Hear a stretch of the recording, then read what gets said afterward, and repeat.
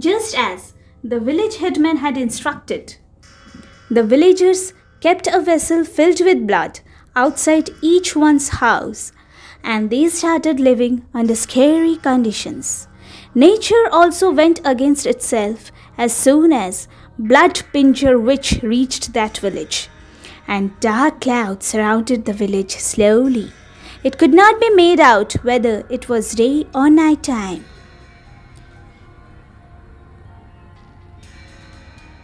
Scary sounds of ghosts and wolves could be heard all time in the village, and the place had become very, very dreaded. Then, on the western side of the village, there were a number of weird-looking forms coming out from the bottom of that haunted tree. They looked very, very scary. They came out shouting and making scary sounds.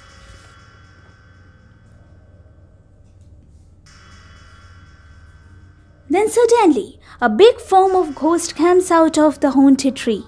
This ghost was Blood Kinker Witch. Blood Kinker is also very dreaded and scary. Blood Kinker is also a part of Blood Pinjara Witch. Whenever Blood Pinjara Witch arrives in any village, then before her, Blood Kinker Witch comes to that village. The Blood Kinker says to the other small blood pishachas, Blood Pinjara Witch is very near to this village now and is very thirsty of blood. So, all of you go to that village and kill everyone, including humans, animals, birds, and pile up their dead bodies and bring them here. Within some time, Blood Pinjara Witch will arrive here, and at that time, if we don't give her enough blood and flesh, then she will kill and eat all of us. This instruction was given by Blood Pinjara Witch. You all go to the village at once and catch whomever you can and cut their throat, drink their blood and bring their bodies here. Blood Kinker Witch is also very, very scary and dangerous. And if those smaller blood pishachas cannot complete the given task, then Blood Kinker goes and completes the task herself.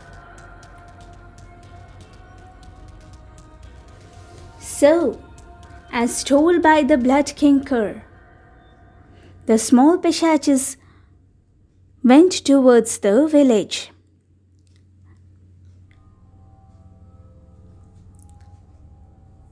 On the other side, the strange-looking man living in that cave started doing some tantric pujas to keep the Blood Pinjara Witch's powers in control. There were only black clouds in the entire village and only darkness all around.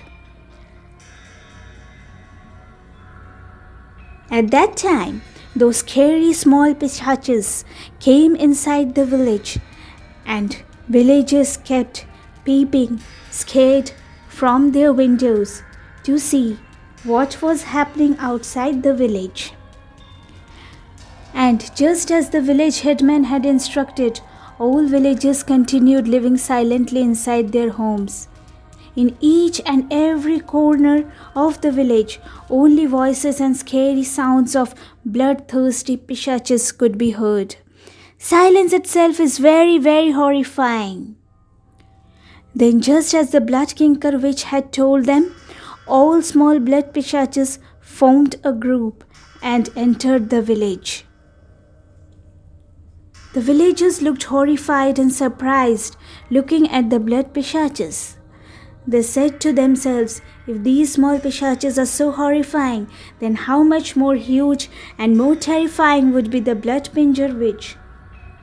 Suddenly, at that time, some cows tied at a shade near one of the houses started making some noise.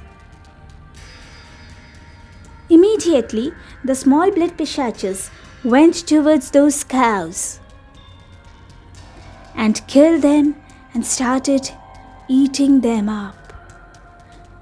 Their horrifying noises could be heard everywhere in the village. Seeing this, the owner of the cow said, "Oh no, my cows, they are killed. They are my only source of living.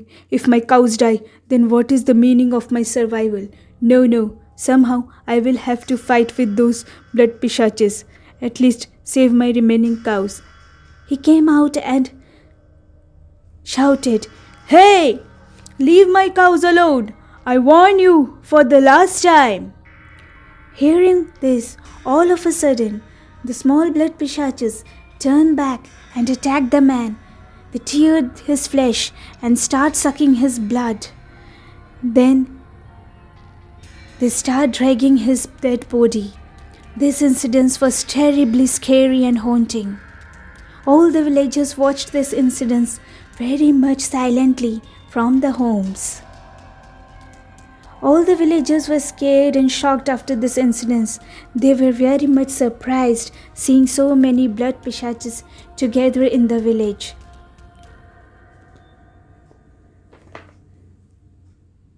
Soon the blood pishaches started drinking the blood kept outside the village homes. Seeing this, the villagers got more and more scared for their lives. Villagers were living a very uncertain life, facing death all around.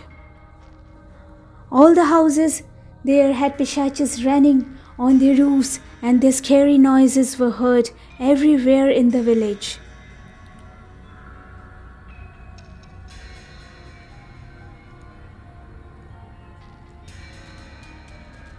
Suddenly, from one of the homes, a small baby's crying sound was heard.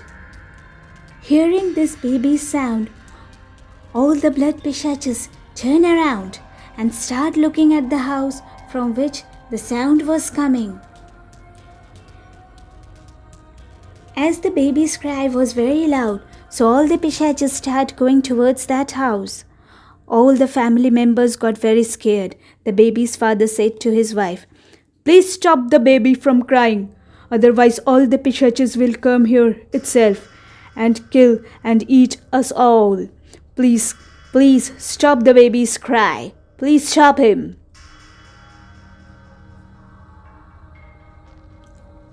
He kept saying so.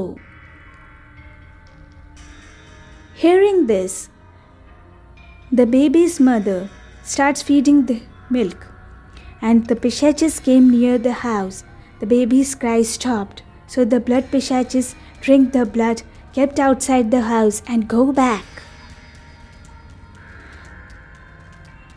Seeing this, the village people feel a bit relieved, as there was no harm done to the baby and his family.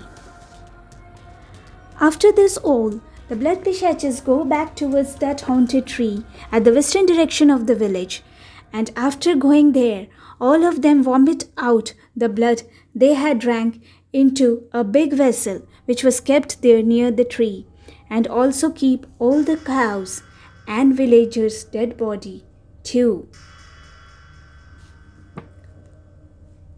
Seeing all this, the blood kinker witch says to the blood pishaches, What is this? Why you have brought so few dead bodies? Where have the villagers gone? Did you enter the village or just killed a few animals and humans outside the village and came back? These won't be sufficient for the blood Pinjara witch. And even all the villagers' blood would not quench her thirst fully. So, all of you go back to the village and search every corner of the village, killing all villagers and bring their dead bodies here. Go back to the village now. These instructions were given by the blood kinker witch to the blood pishaches.